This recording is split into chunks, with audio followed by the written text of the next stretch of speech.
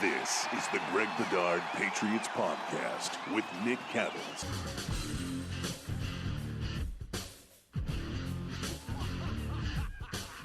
All right, so we'll get into the Patriots in a minute. It's the Greg Bedard Patriots Podcast with Nick Cattles. But before we get into Bill Belichick and the Pats, let's get into the Celtics for a minute. They lose NBA Finals, Game 6. It's over. Greg, your thoughts? Yeah, it was a little disappointing. I thought, a couple things. I thought that at the end of the day, I thought that the Warriors sort of showed their championship mettle, that they have been through this before. I think they learned some valuable lessons for their previous 3 titles. And, I thought they had an advantage there over the Celtics. And I thought at the end of the day, I thought guys like, Wiggins, how Draymond Green looked in the last 2 games compared to earlier on in the series.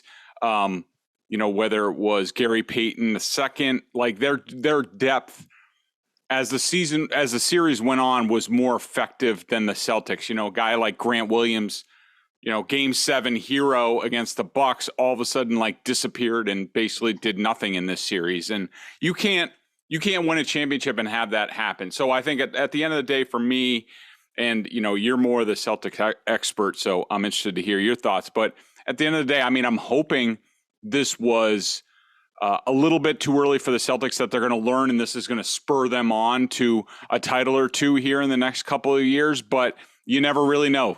Sometimes you get those Super Bowl hangovers, and it can sort of this was your one shot. Hopefully, it wasn't the case for the Celtics. Not surprised. Had the Warriors in 7, and when I picked the Warriors, I came back to one word, and I kept coming back to that one word. All the way before the series, through the series, to the end of the series, which was execution. That's why I picked the Warriors. I thought the Warriors would execute at a higher level, especially in crunch time. And we saw that. We saw the fourth quarters. We saw the closing moments of games. The Celtics had some struggles with that. And even when they were winning a lot since January, they were blowing teams out. And they still showed some inconsistency at the end of games and close games. And you go back to the Miami Game 7 in Miami when you're up by 13 and you make that thing a nip and tuck. So I thought Golden State would out-execute them, and they did. You hit a couple of things. The bench was terrible. They need more bench support ASAP. Yep. They need a veteran presence coming off of that bench that can take the minutes from Jaylen Brown and Jason Tatum, because Pritchard and Williams and even White gave them nothing in the final 4 or 5 games of that series. So that killed them. And really, I see a lot of people tweeting stuff about Jason Tatum because it's fun. It's 2022 and the world is burning if you don't win the championship. What I will say is, you look at Tatum's numbers, and what he did. There's no doubt he's a top 10 guy in the league. I think he's looking into the top 5 by the beginning of next season. He had a tremendous playoff run, 46 against Milwaukee, in Milwaukee elimination game.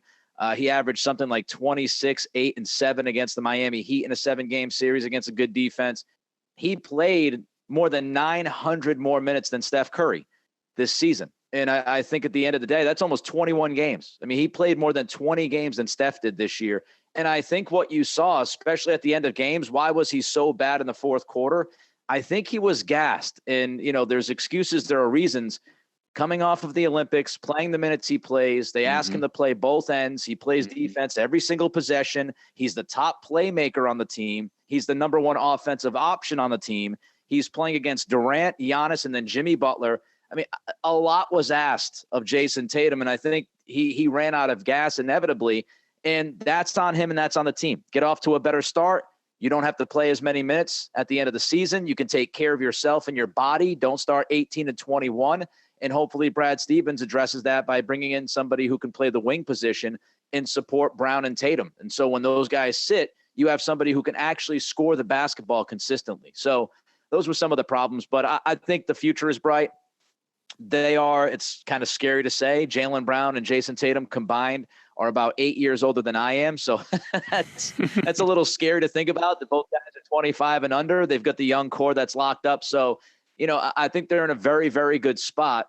It's just they need to add some, veterans to that bench and a veteran point guard. So the offense, if it's a little out of whack, can come out there and kind of, control things a little better. So it'll be an interesting offseason because, as Steven said yesterday, it's a delicate balance. All right, let's get to the Patriots. They've made 2 minor moves, Greg. Tell us about them. Yeah, so last week they added wide receiver Lil'Jordan Humphrey from Saints fame. He's not so little. He's 6'4", and kind of a bigger receiver. They also this week added center Darryl Williams, who has been on the Chiefs practice squad. So, a couple of they're very minor moves. Nothing earth shattering, but I thought it was interesting. Looking at Humphrey, to me. I think he could fit in a couple of different ways. I mean, he could be a sort of like a ready replacement as soon as they get rid of N'Keal Harry, sort of that sort of body type. He's not as athletic as Harry, Harry's more of a definite boundary guy. Humphrey is more of a middle of the field. He's not the fastest guy in the world, but nice body control. And so, he could fit a couple of different places. I do think that Humphrey, the thing that be interested for me to see once they get to camp is, they don't have any fullbacks. So, probably Jonnu Smith is going to be a little bit of an H-back type of thing. Could Lil'Jordan Humphrey basically be Jonnu's backup at that? And I do think he has that potential. I think he's more of a, middle of the field type of thing. A lot of his touchdowns were, from the inside slot. He's more of a big inside slot / sort of move tight end type of guy. So it'll be interesting to see where he is come camp. And then, the center, I think that Darryl Williams is, you look at the Patriots, they have David Andrews on a contract extension. They have James Ferentz as sort of the break glass. If all hell breaks loose, he can play center for us, but he's not a real 53-man roster center. And then they have an undrafted free agent by the name of Cody Rusey, who is, to me, he's the strongest candidate to be the undrafted free agent that makes the roster. The signing of Williams tells me a couple things. David Andrews didn't do much in the spring, in the offseason. He didn't do any team drills. Are they going to take it slow with him throughout? They could really take it slow in training camp, so they're going to need more centers if that's the case. And also, I think that Rusey right now is really the only candidate to be one of the younger centers on the team. So this is a little bit of competition for him to sort of push him in camp. So I just think both are depth moves, and they'll sort of see where things settle out come camp.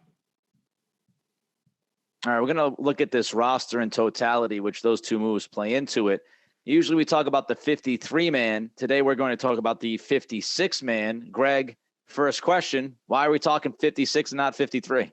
Yeah, it's interesting, and we sort of touched on it a couple weeks ago when we talked about the 53-man roster. And, if people remember to a year ago when the Patriots went down to final cutdowns and all of a sudden Brian Hoyer was released and Nick Folk was released, and everybody's like, what's going on? They don't have Quinn Nordin's the kicker? They're going to do that?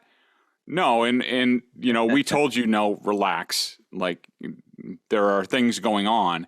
And what ultimately happened was they signed Brian Hoyer and Nick Folk to the practice squad because there were new rules with COVID where you could elevate two players from the practice squad twice. You could elevate them, and then they could go right back to the practice squad. So it was basically a 55-man roster for about, 3 or 4 weeks in terms of the elevations, and then you sign them to the roster, and that's what happened. Now the NFL has expanded those rules to it's now 3 players, and now you get 3 elevations from the practice squad, and those guys can have any sort of tenure. It doesn't have to be a young guy. It can be veterans. And so, Bill Belichick is going to take advantage of it. He did it last year. So he's going to do it this year. Basically, it gives you a 56-man roster for about the first month of the season if you're elevating guys every week. And, maybe they don't. So, so when it comes, it can't just be anybody that you're going to be able to do that with. Like with Brian Hoyer and Nick Folk, the Patriots knew that they had guys who would play ball with them, that Belichick could say, look, this is what we're going to do. We'll take care of you. Both guys got contract extensions after the season. Just play ball with us. Guys who don't have a lot of, to me, there's a few criteria for the players that might be on the roster. For number one, they have to have a low dead cap hit because, why would you cut a guy and sign him and hurt your cap at the same time where the Patriots don't have much cap space? So it's somebody who has a low, if you release them, you're basically not being charged twice when you re-sign them at the end of the day. A vested veteran who has 4+ years of service time who isn't subject to waivers. So, like a Nick Folk gets released, he has his pick of teams because he's been in the league 4 or more years. Anybody with under that, they go through the waivers process, so any team can claim them and take their contract, and you don't want that to happen. And then the third criteria for me would be a player who wouldn't be sought after by the rest of the league and would be fine. Hey, I don't want to move. I don't want to move my kids. I'd rather just stay here. I'll play ball with you, Bill. So those are the 3 criteria that I have. So let's look at some candidates for that, some possibilities, maybe some names, Greg, that we should keep an eye on, thinking of that extra kind of 3-man leeway that they now have. Okay, so let me first eliminate some guys, or at least say to me it's unlikely that it would be them, even though it would make sense in a lot of ways that it's them. Henry Anderson on the defensive line, veteran guy, probably not well sought after around the league, but he's guaranteed $1.75 million. So why would you pay him twice, or at least on your cap? Justin Bethel has almost $1 million in dead cap. Jelani Tavai, he would clear cap, but I think he would have interest around the league. I think he's a guy who would, he would find work elsewhere. So I don't think you want to do that. Byron Cowart doesn't have enough service time. Same with Daniel Ekawale, doesn't have enough service time. And then Matthew Slater is a guy who would definitely play ball with the Patriots, but he has a weird sort of contract trigger this year. It's a 4-year qualifying player benefit thing where basically his cap space for his contract is half what it normally is already. So that leaves me to the prime candidates for me. Cody Davis, special teams guy, that Belichick probably values more than anybody else. He would gain you $1.3 million in cap. That would be offset by re-signing him. Malcolm Butler is a guy who you would gain some cap. Depending on how his film is in the preseason, he might not have much interest anywhere else. He didn't, when he came available this year, he didn't have much of a market when he was a free agent before signing with the Cardinals. If his film isn't great, I could see that happening. Ty Montgomery would gain you 1.3 in cap space. Again, a guy I don't think had a ton of interest around the league. James White, nobody knows what they're going to get out of him coming off a hip surgery. He's a guy who probably, like Hoyer, probably doesn't want to go anywhere, is comfortable just playing out, last year or two of his career. And Joe Cardona, the long snapper. Is he going to have a lot of interest around the league? I would doubt that. So those are my candidates. My picks, Joe Cardona, because I think that how dare you, Greg? How dare you cut Joe Cardona for the first month of the season? I know. Joe Cardona would be sort of the Nick Folk in this situation, that he would, look, they have a really good relationship with Belichick. He's comfortable where he is, the Navy, all that Army-Navy game next year at Gillette Stadium. I don't see Cardona going anywhere, so they could get him to play ball. Cody Davis, same sort of thing. He might have some interest around the league, but is he going to find a better place that values special teams and what he does more than here? No. No. And everybody else, you're like, no, you have to play defense. Like, Cody Davis doesn't have to play defense. He just plays special teams. How would he like better? And my final pick, and this will be controversial, Malcolm Butler. Butler. I think that, not many people had a lot of interest in him. I think people aren't sold on whether he even wants to play football or how much he loves football anymore after his retirement last year and sort of walking away from the Cardinals. Most people probably thought he was done in terms of a player about 2 years ago. So I think that Belichick is a guy who could go to Malcolm Butler. Maybe after what happened in the Super Bowl, they both feel like they owe themselves something. And I think that, those guys, you release them, sign them to the practice squad, and that gains you 3 roster spots to keep some more players on the team. Does Jack Jones have anything to do with that decision by Malcolm Butler? Because, there's been some talk. I know Mike Reese wrote over the weekend that Jones is kind of pushing for a starting position out there at outside corner. If Jones does play well, continue to show up here during, training camp and preseason, does that make it easier to make that decision on Malcolm Butler, Greg? Well, I think so. I mean, him and, where Sean Wade is. And when we talk about the 53-man or the 56-man in a second, we'll dive into that. I mean, but to me, you got Jonathan Jones, Terrence Mitchell, Jalen Mills. Those 3 guys aren't going anywhere. You drafted Marcus Jones and Jack Jones. Those guys aren't going anywhere. And then, do you keep Sean Wade on the roster and try to get Malcolm Butler to the practice squad? Like, Wade is a guy, he's in his, second year. He was drafted a year ago by the Ravens. The Patriots traded for him. If you release him, he's getting claimed by somebody. But, and that's the whole give and take on how do you figure out the last 3 spots, on the practice squad. All right, so we've given you some context about why it's a 56-man. Greg has given you his 3 names, Cardona, Davis, and Butler. We're going to dig into the 56-man roster. Let's start with the edge and the end position. I don't know if you have too many surprises. Maybe you have one surprise having to do with Anthony Jennings, but kind of go through that and what your thoughts are about edge and end. Okay, so on my previous version, I had released Henry Anderson because I just didn't have enough spots. But now with the 56-man roster, he's one of the guys that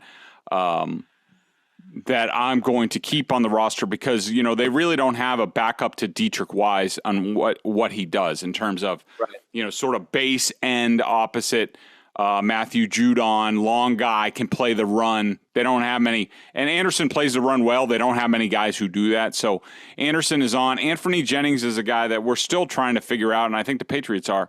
Like, where does he fit? We've seen him at end. We've seen him at linebacker. Like, they have a lot of linebackers. At the end of the day, I just don't see a spot, on the roster for him. And, and even when you move over to tackle, I don't think there are a lot of surprises. I mean, I kept Guy, Godchow, Barmore, and Carl Davis. Now, could Carl Davis or Ekawale, who I think Ekawale, did I see a report that he's going to be suspended for a game or 2 for PEDs? So he might be not long for this roster, but I don't think with the way the Patriots are playing, the way they look like they're playing in camp, they're going to have one on base defense. They're going to have one stand-up guy, so that's Judon. Then they're going to have 2 interior guys to start. That's Guy and Godchow.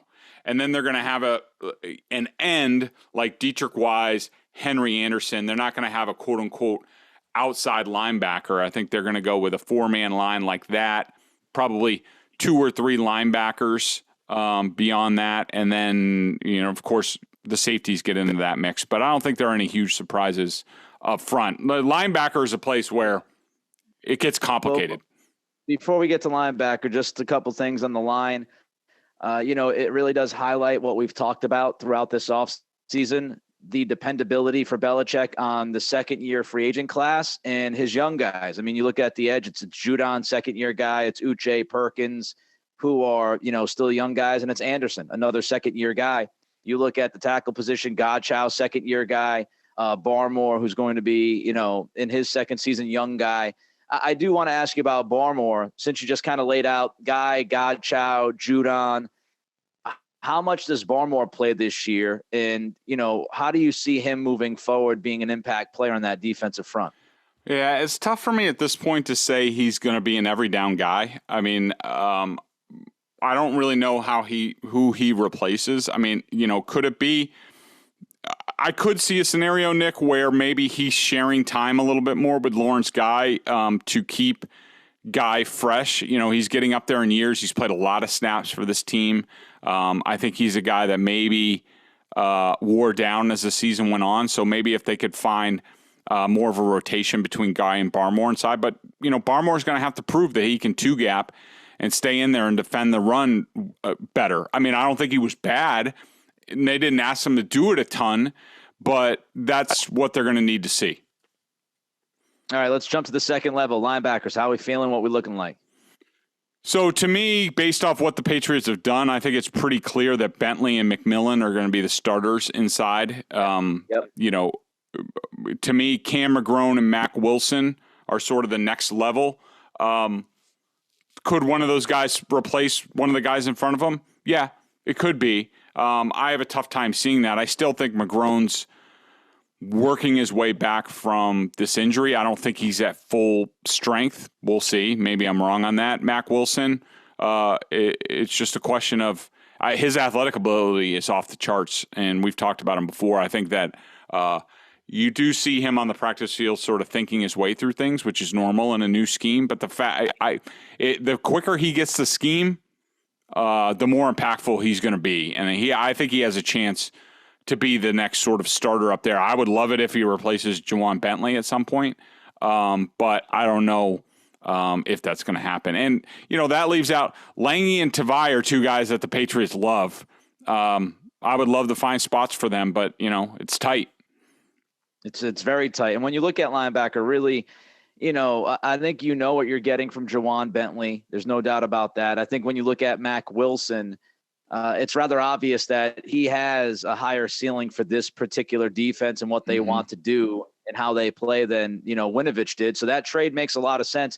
Really, you just need one of McMillan, McGrone, or Wilson to pop. If one of those three guys pop and you get the kind of the steady, if unspectacular play from Juwan Bentley, then you feel pretty good at the second level. You just need one of those three guys to show up and really pop for you. And I think the chances are pretty good that at least one of those three guys will play well enough to give you something there. And there's always, you know, the Dante Hightower stuff that will continue to float until he decides to retire officially or, you know, sign elsewhere, which I think it's just retire or play for the Patriots one more season. Let's look at the secondary here. Cornerback, we already kind of hit. Malcolm Butler goes to the practice squad. You've got Jonathan Jones, Terrence Mitchell, Jalen Mills. They're on the team. Marcus Jones, Jack Jones just drafted. So they're obviously on the team. And what it comes down to is you picking up Shaun Wade over Malcolm Butler. And you really explained why earlier. Anything to add to that, or we're good to move on? No, and that release is, you know, Juwan Williams, and I don't think there's any shock. I mean, Nick, I went back and do you know that Juwan Williams started the playoff game against the Bills? I didn't. I guess I had forgotten that or blocked it out of my memory, but yeah, that happened. We all wanted to forget it. Let's look at safety. I mean, if there's one spot that I feel pretty good about, it's safety. I mean, you've got Devin McCourty, you've got Adrian Phillips there, two solid, dependable, you know, consistent veteran guys. Kyle Duggar, I think all of us really expect that third-year leap from him. And then you've got the wild card in Jabril Peppers, who is, you know, athletic coming off of an injury, but you know, he's kind of an interesting guy. Miles Bryant, Joshua Bledsoe, last year's sixth round pick, I think. And then you've got Brendan Schooler, who's a UDFA. All of those guys cut. How you feeling about safety, Greg? Yeah, I mean, I really do not like releasing Miles Bryant. He was a guy I talked about last year, and they did release him, and they signed him to the practice squad, and he eventually made it back on the team, and he was out there against the Bills. You know, once he was the slot corner once Jonathan Jones went down. I think that Marcus Jones sort of replaces Miles Bryant. Joshua Bledsoe is a kid who, you know, he has shown well in the offseason this year, and I'm intrigued, but I mean, they have four really good linebackers. I mean, do they keep an extra one like a Bledsoe, anticipating maybe McCourty walks away after this season? You know, it's possible, but I think you're hoping to get a guy like Bledsoe, there's no film out there on him, that you can get him to the practice squad and continue his development. Miles Bryant could even come back to the practice squad. So, you know, great group. I wish I could keep more of them. Yeah, safety is one of the deepest positions on this team, and you actually feel pretty good about looking at that group. You feel pretty confident in what they can do. And we've also talked about the idea of Marcus Jones playing that Tyrann Mathieu kind of role, the Honey Badger. He's not the Honey Badger, but kind of a knockoff version from him, so to speak. You know, so he also can slide back there and do some things. All right, let's jump to offense. I don't think we need to spend a lot of time at quarterback. We've got Mac, obviously, as QB1, Hoyer, and then we've got Bailey Zappi making the team. So Zappi's obviously on as a third guy, which should not surprise anybody, given that he was drafted as high as he was, given the circumstances. Let's go to running back, because running back is a really, really interesting position. We talk about safety being deep. I'd say running back is pretty damn deep as well. In our prior conversations, Greg, you had Damian Harris as one of those guys who could be dealt. Mm-hmm. This time around on your 56, you have Harris staying and not being traded. Yeah, he's one of the guys who came back to the roster due to the 56-man roster. And I still think that trading Damian Harris is in the realm of possibility, very much in the realm of possibility for this team this year. It's all going to depend on what they see out of Kevin Harris.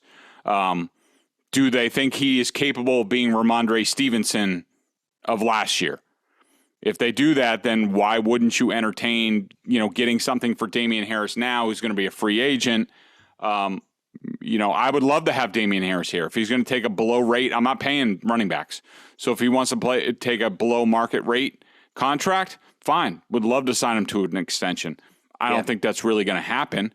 So if you think Kevin Harris is going to be Ramondre Stevenson a year ago, then you trade Damian Harris and you go with Stevenson as your lead back, Harris as your backup, and sort of James White, Pierre Strong as your pass backs, and you're good with that. Yes, you're cutting J.J. Taylor, and I like the kid, but he hasn't taken the next step yet, and I'm sure he'll be a preseason hero. He's the type of guy who always shows out. Maybe that generates some interest, and you might be able to flip him for a late-round pick. But there's just too many good backs on this team if the rookies show that they're ready to play. Yeah, I mean, you go back a couple of years ago, I was the guy on the pod that was screaming and standing on the table to give Damian Harris the football, give him the football. I love Damian Harris, but then Ramondre Stevenson happened. And so, there's some leeway there. We talk about some depth. There's some depth there. Speaking of depth, wide receiver, it sounds really weird to say that with the Patriots. I'm not telling you they have a, crazy, spectacular, unbelievable ceiling here, but you've got actual legitimate NFL receivers, Greg, on this roster. You've got Devontae Parker, Nelson Aguilar, Kendrick Bourne, Jacoby Myers, Tyquan Thornton. So those are the guys that I don't think would surprise anybody making this roster.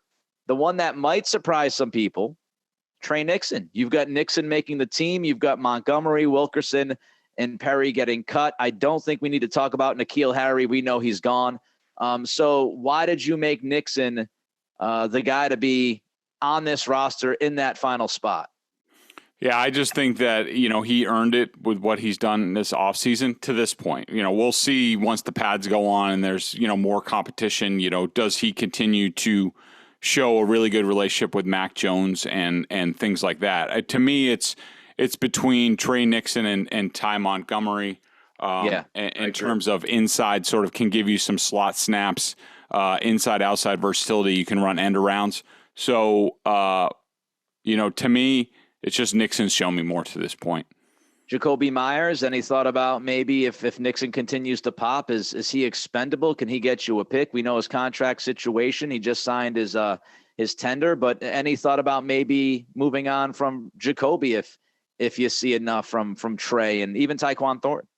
Yeah, I mean, I love Jacoby and he's valuable, but the Patriots need to get more explosive, and Jacoby's just strictly a possession receiver.